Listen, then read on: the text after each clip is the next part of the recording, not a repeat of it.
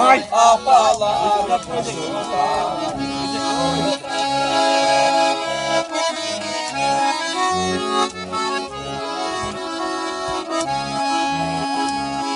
Dalda ürgün çaçılır.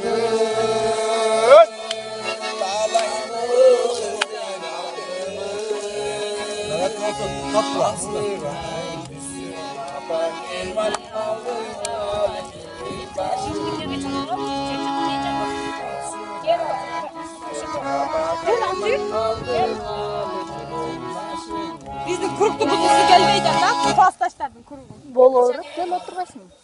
Turak şuna bak. Otur baytakken, içbeytakken, aycıget bugün seriyoruz. Sonunda. Vay illallah illallah. Yuvak çögeğine gününü güldür. Macirayı açılır.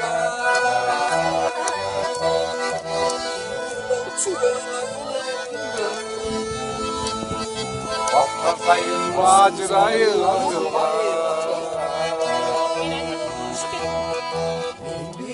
Apam benim tanrısam. Yapamlı gönlümün tanrısam.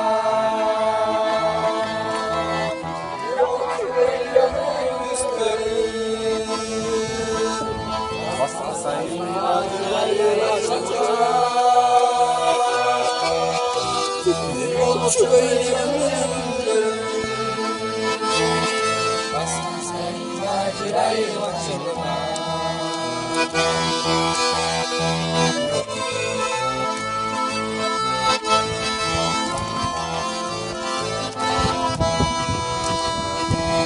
Düğününü yapan benim tanrısam.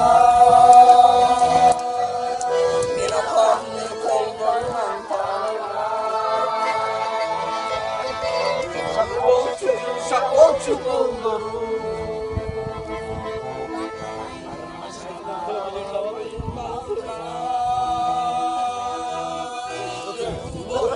Şakolçu buldum.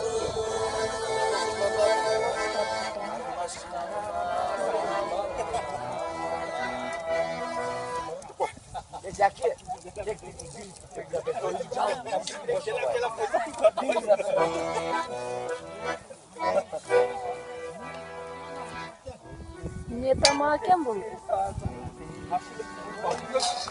Durmadık. Şaşılış budak da koy. Şunu bir disk öyle